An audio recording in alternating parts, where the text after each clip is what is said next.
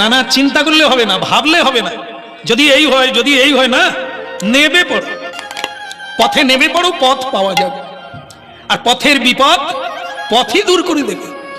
নেবে পড়ো, সাহস নিয়ে নেবে পড়ো, বাস হয়ে গেছে কাজ। কোথায় গৃহবন্দী নরোত্তম? ভগবানের কৃপায় আজ সে মধুর বৃন্দাবন।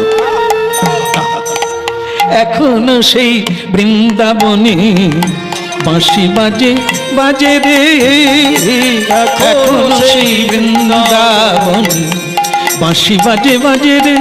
ওই বাঁশির সুরে মনে মনে, বাঁশির সুরে মনে মনে ময়ূর নাচে নাচে রে। এখনো সেই বৃন্দাবনে বাঁশি বাজে বাজে রে।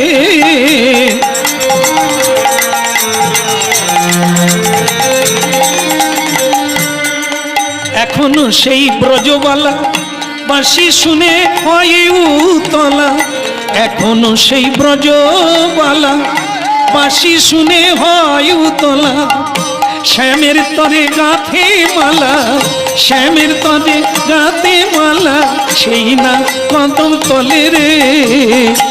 এখনো সেই বৃন্দাবনে বাঁশি বাজে বাজে রে। ওই না এখনো সেই বৃন্দাবনে বাঁশি বাজে বাজে রে।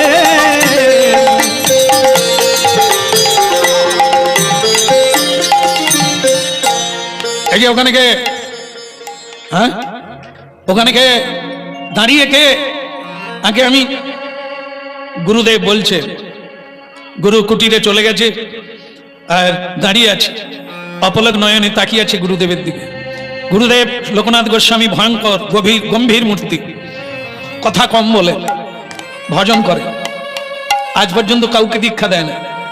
অনেক মানুষ পায়ের তলায় কেঁদে গড়িয়েছে, কেউ তাকে রাজি করাতে পারে না। আর আজকে নরোত্তম বাংলা থেকে গেছে, হ্যাঁ এই বাংলা থেকে উত্তরপ্রদেশে, হ্যাঁ তা সেই মথুরা মণ্ডলে বৃন্দাবনে প্রবেশ করে লোকনাথ গোস্বামীর চরণে প্রণাম করলে, প্রণাম করে দাঁড়িয়ে আছে। আর গুরুজি বললেন, কে তোমার নাম কি? কি চাই এখানে? হ্যাঁ এখানে আসার সাহস পেলে কোথা থেকে? চলো হাঁটো। আগে আমি নরোত্তম, নরোত্তম নর হতে পারে না, তার আবার উত্তম। নামটি তোমার ভালো, সবই ঠিক আছে, তাই এখানে চাই কি? আগে আপনার কাছে আমি দীক্ষা নিতে চাই। এই শোনো, তুমি বৃন্দাবনে নতুন ঢুকেছো, তাই তুমি বোধহয় আমার সম্পর্কে জানো না।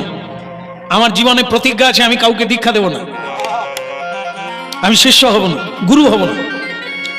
দীক্ষা দেওয়া মানে আমি তোমার গুরু, আমার সে যোগ্যতা নাই। তাই জন্য আমি ঠিক করেছি জীবনে আমি গুরু হব না কারো। তা তুমি কানে শুনতে পেলে, আমার কথা অনুভব করলে, আমার কথা বুঝতে পারলে, মানে আমার এই জায়গা ছেড়ে তুমি অন্যত্র যাও, যাও চলো। নরোত্তম দাস ঠাকুর বললেন, প্রভু আমি বাংলা থেকে এসেছিলাম, আর তুমি যে থেকে আসো, যেখান থেকেই আসো, এখানে বহু জেলা থেকে নয়, বহু রাজ্য থেকে নয়, বহু দেশ থেকে মানুষ আসে। তুমি দূর থেকে এসেছো বললেই কি আমি রাজি হয়ে যাব? ও দূরে থাকো আর কাছে থাকো, শিষ্য আমি করব না। কারণ গুরু হওয়া ভয়ঙ্কর জিনিস, অহংকার আসবে। ভালো শিষ্য হতে পারলাম না, গোবিন্দের সেবক হতে পারলাম না, আমি গুরু হয়ে যাব। তাই জন্য জীবনে আমি বাবা হই না, আমি বিয়ে করি না, হ্যাঁ আমি সংসারী হই না, মালিক হই না, কর্তা হই না। আর ঠিক তেমনি আমি গুরু হব না। যাও, অনেক গুরু আছে, অনেক সাধু সন্ত আছে যারা দীক্ষা দিচ্ছেন, যারা শিক্ষা দিচ্ছেন, যারা ভক্তিপথে এগিয়ে যাচ্ছে, প্রত্যেককেই গুরু করতে হবে, আর গুরু দরকার। তা তুমি যাবে, অনেক সাধু আছে বৃন্দাবনে, কুঠিয়া বেঁধে তারা ভজন করছে, তুমি তাদের কাছে যাও। আমি দীক্ষা দেব না, কাউকে শিষ্য করব না। দেখো আমি খুব রেগে যাই, আমি খুব রেগে যাই। তোমাকে আমি 3 বার বললাম, তারপরেও তুমি দাঁড়িয়ে আছো। যাও, এখান থেকে যাও, নাহলে আমি কিন্তু রেগে গেলে খুব প্রহার করব। নরোত্তম দাস ঠাকুর মনে মনে ভাবলেন, তাহলে স্বপ্নে যে মহাপ্রভু বললেন ইনি আমার গুরু, তাহলে সেটা কি ভুল ছিল? কত আশা নিয়ে ঘর ছাড়লাম, পথে কত কষ্ট পেলাম, কত আশা নিয়ে ব্রজধামে প্রবেশ করলাম। গুরুর কৃপা না হলে তো গোবিন্দের কৃপা হবে না।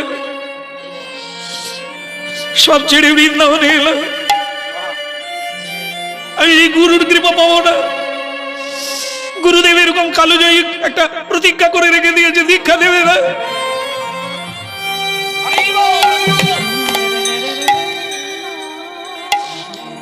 গুরুজি, আপনারও যেমন প্রতিজ্ঞা দীক্ষা কাউকে দেবেন না, আমিও তেমনি বৃন্দাবনের মাটিতে দাঁড়িয়ে প্রতিজ্ঞা করলাম, তুমি আমার গুরু, তোমাকে ছাড়া আমি অন্য কোথাও যাব না। আর আমারও প্রতিজ্ঞা, আমি আপনার কাছ থেকেই দীক্ষা নেব। কে হারে কে জিতে? গুরু হারবে না শিষ্য হারবে? এটাই তো বড় কথা। গুরু প্রতিজ্ঞা করেছেন আমি দীক্ষা দেব না কাউকে, শিষ্য বানাবো না। আর শিষ্য প্রতিজ্ঞা করলেন, গুরু আমি তোমায় ছাড়বো না।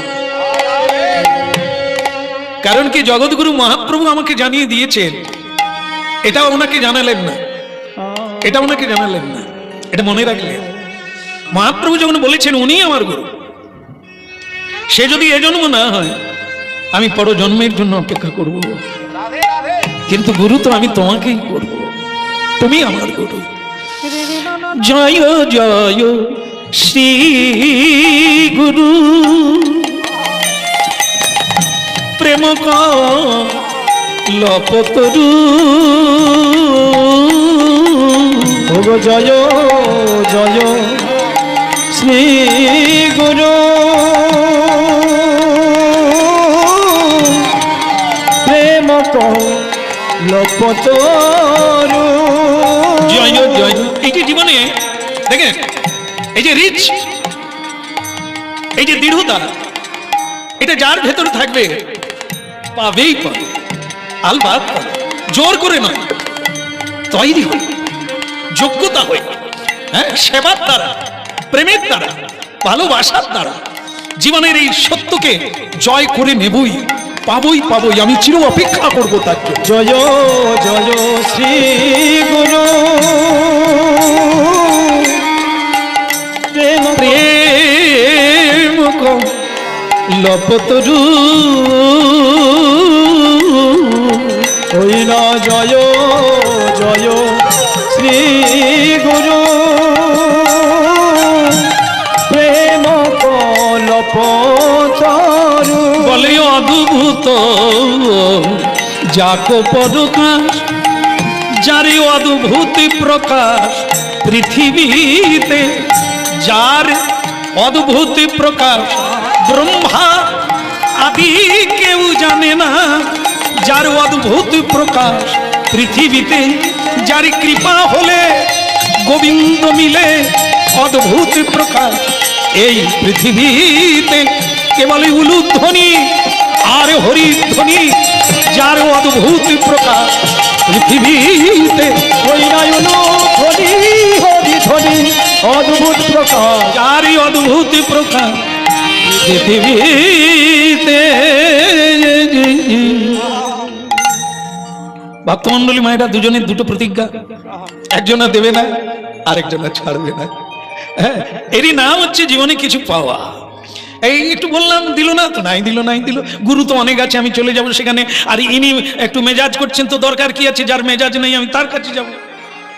আমরা এরকম বদল হইনি, আমরা চলে যাই, এখান থেকে ওখানে চলে যাই, ওখান থেকে সেখানে, তাকে ছেড়ে যাই, ওকে ধরি, ওকে ছেড়ে।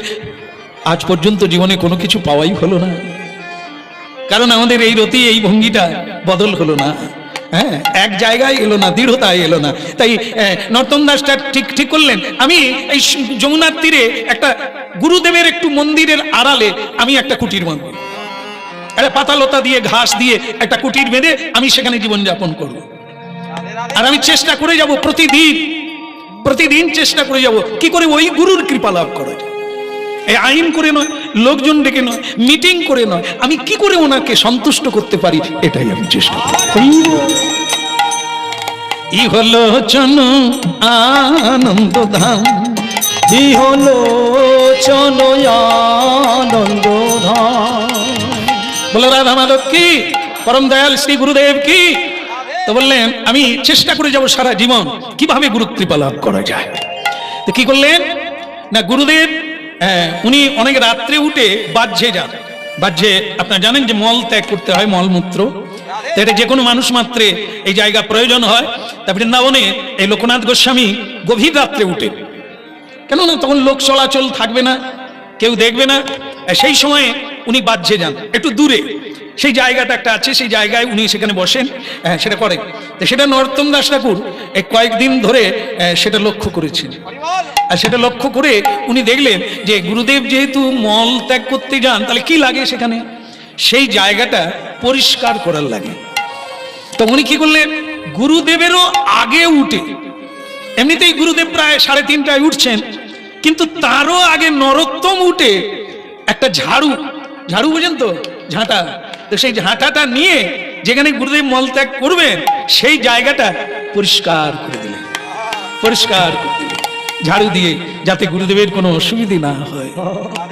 গুরুদেব প্রথম দিন দেখে খুব একটা ভাবলেন না, কিন্তু দ্বিতীয় দিন দেখে যে একই জায়গা কেউ কোনো একজন পরিষ্কার করে যাচ্ছে, এটা তো ঠিক না, এটা তো সেবা করে যাচ্ছে, এই সেবাটা আমি নিচ্ছি, এটা তো নেওয়া ঠিক না, কারণ আমি ভগবানের সেবক, আমি ভগবানের সেবা করব, পারলে সাধুদের সেবা করব, কিন্তু আমার সেবা কেউ করবে, এটা তো ঠিক না। সেবা নিতে নেই, সেবা দিতে হয়, সেবা দিলে পাবো, আশীর্বাদ পাবো, আর আমি যদি সেবা নিই অহংকারে মরবো। এগুলো হচ্ছে সাধুরা করে থাকে, সাধুরা জানে যে কারো সেবা নিতে নেই, সেবা নিলেই আমার ভজন নষ্ট হবে, বরং সেবা করতে হবে, ছলে বলে কলে কৌশলে সেবা যদি করতে পারি, দান ধ্যান করতে পারি, তাহলে ভালো, এই দান করা ভালো, এই দান একটা বড় জিনিস। কিন্তু আমাদের বিপদ হচ্ছে ওইখানে, আমরা নাম না বললে দান করি না। এই মন্দিরে কেউ দান করবে, বললে পাথরে আমার নাম কিন্তু লিখে দিতে হবে, এই আমি এত টাকা দিলাম, মাইকে বলে দিতে হবে আমি এত টাকা দিলাম, এর সবাই জেনে নিল, এটা কি হলো, এটা প্রতিষ্ঠা হলো, নাম কেনা হলো, আমি এত টাকা দিলাম। এতে ভক্তি হয় না, এতে শ্রদ্ধা হয় না, এ দান আর কাজে লাগে না, এটা কেবল প্রশংসাতেই কেটে গেল। আর দান করতে হবে এমন ভাবে কেউ জানবে না, কেউ বুঝলো না যে আমি দান করলাম, ওই দানটা আপনার দান হবে। দান যত গোপনে করবেন তত আপনার লাভালাভ হবে, দান যদি কেউ জানতে পারে তাহলে প্রশংসা হয়ে যাবে। আর আমাদের এই প্রশংসাটাই শেষ কথা, আর আমরা কিছু পাই না। এই কীর্তন গাইলাম, লোকে বললো কি চমৎকার গাইলেন, কি বললেন, কি সুন্দর করলেন, বা সেটা শুনলাম, আমার আজকের পরিশ্রমের ফল ওইখানে শেষ হয়ে গেল। না, আমি কারো প্রশংসার জন্য গাইছি না, আমি গাইছি আমার আত্মার কল্যাণের জন্য, আমার কর্তব্যের জন্য আমাকে হরিনাম গাইতে হবে। এখানে না ডাকলেও আমি বাড়িতে হলেও হরিনাম গাইব। দেখেছেন, আপনাদের কল্যাণ হবে, আপনারা শুনবেন, আপনাদের মঙ্গল হবে, এই ধ্বনি যতদূর যাবে তাদেরও মঙ্গল হবে। এসে আপনারা না ডাকলে আমি আমার আশ্রমে আছি, সেখানে আমি হরিনাম গাইব, সেখানে আমি তার সেবা করব, সেটিও জগতের কল্যাণ হবে। তাই এই জন্য ভক্তমণ্ডলী মায়েরা সকলকেই গাইতে হবে, সকলকেই বলতে হবে তার নিজের জন্য, আর সেটা আবার অন্যের কাজে লেগে যায়। যখন আপনি চিৎকার করে উচ্চস্বরে হরিনাম গাইবেন, আপনার তো হবেই, অন্যেরও হয়ে যাবে। তাই এই জন্য ই হলো চন্নয়ানন্দ ধাম, ই হলো চন্নয়ানন্দধাম, অযাচিত মোহেন স্থিত হেরি যো, অযাচিত পতিত হেরি জপ, অযাচিত মোহেন স্থিত হেরি যো, অযাচিত পতিত হেরি জপ, যাচিয়া দে ওলো হরিমা, আমায় যাচিয়া দে ওলো হরিমা, ই হলো জন আনন্দ ধাম, ই হলো চলো আনন্দ ধাম। বলে যারি কৃপাতে গোবিন্দ মিলে, যার কৃপাতে গোবিন্দ মিলে, যারি কৃপাতে গোবিন্দ মিলে, যার কৃপাতে সেই গুরু কৃপা পাবো কবে, যার কৃপাতে গোবিন্দ মিলে, যাকে দেবতায় আদি পায় না ধেনে, যার কৃপায় গৌর হরি হরি, যার কৃপাতে গোবিন্দ মিলে, গৌর হরি হরি বলে, যার কৃপাতে গোবিন্দ মিলে। অযাচিত হেন তিত হেরি জপ যাচি যাতে অলহরি না আমার আনন্দ জারি ধরে না রে গুরু সেবার আনন্দেতে আনন্দ জারি ধরে কেবল ঝাড়ু দিয়ে সেবা করি জানুন হরিব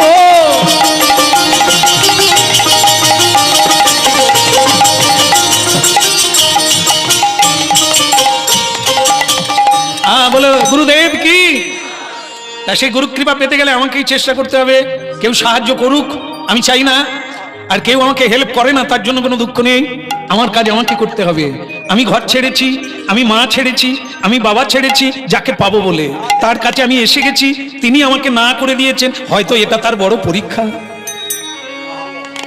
তিনি হয়তো আমাকে পরীক্ষা করছেন তা সে যাই করুক না কেন উনি আমার গুরু উনি মানেন না কিন্তু আমি তো জানি উনি আমার গুরু এটা কি আমি কতদিনে না ওনাকে পাই ভক্তমণ্ডলী মায়েরা ঝাড়ু নিয়ে কি করছিল সেই নোংরা জায়গা মা যেটাকে আমরা ঘৃণা করি দেখেন সেই ঘৃণার জায়গাটা ওইটাকে চাপকে ধরতে হবে ওটাকে জোর করে ধরতে হবে ওখান থেকেই কৃপা হলো কিরকম দেখো গুরুদেব ফিরে এসে দেখে তার আশ্রমের বাইরেটা পরিষ্কার যে কাঠ কুড়োতে আমি যাই সে কাঠ এখানে কে কুড়িয়ে রেখেছে কে করে এটা জল তোলা হয়ে আছে যে জলটা আমি যমুনা থেকে নিয়ে আসি আমার পা ধোয়ার জন্য আমার স্নান করার জন্য সেই জল এখানে তোলা হয়ে আছে করে কে এটা নরোত্তম করে যাচ্ছে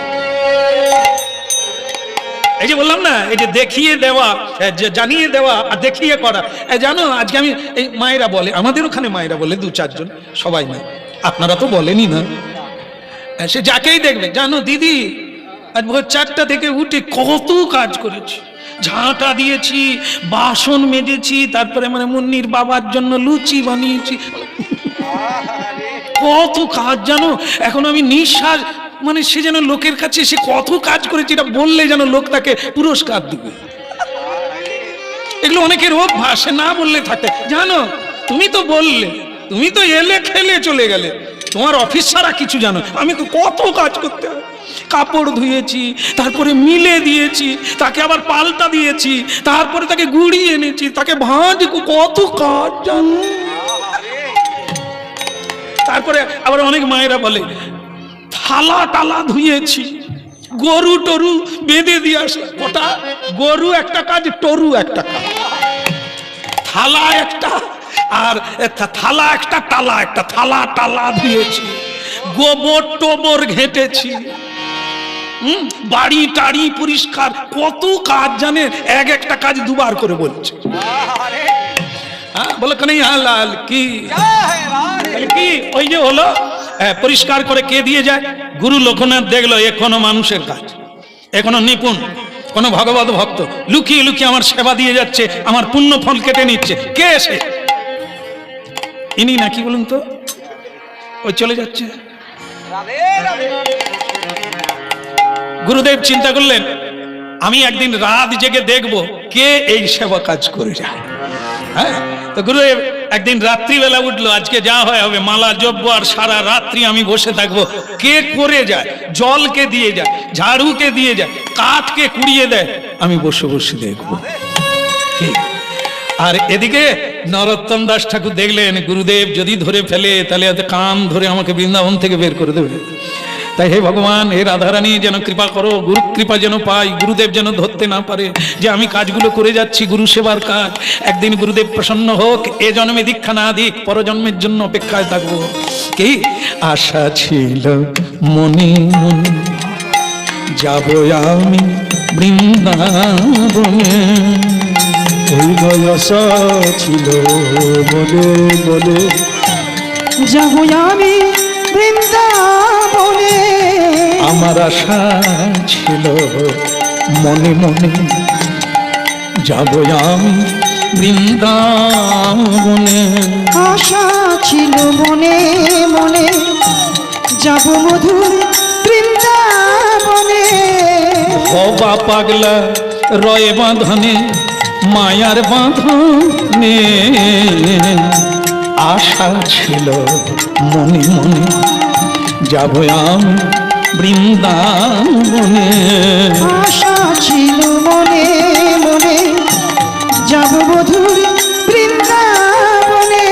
আমি ধরব গুরুর শ্রী চরণে, আশা ছিল মনে মনে।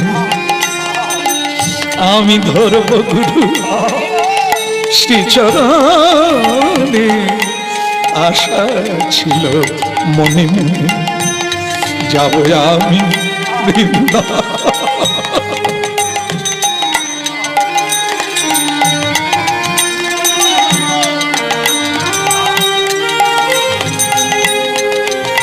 বাস পড়লো ধরা, গুরুদেব জেগে বসে আছে। কে কে ওখানে? আমি জিজ্ঞাসা করছি ওখানে কে? গাছের আড়ালে লুকিয়ে যাচ্ছ তুমি, কে? পরিচয় দাও, নালে তোমাকে আমি অভিশাপ দেব। কে তুমি? আমি নরোত্তম। নরোত্তম? কে তুমি নরোত্তম? আগে আমি সেই নরোত্তম। কোন নরোত্তম? যাকে আপনি না করে দিয়েছে, আপনি দীক্ষা দেবেন না, আমি সেই নরোত্তম। যাকে আপনি কৃপা করবেন না বলে দিয়েছেন, আমি সেই নরোত্তম। তাহলে আমি যেখানে মলমূত্র ত্যাগ করি সেই জায়গা তুমি পরিষ্কার করো। প্রতিদিন তুমি আমার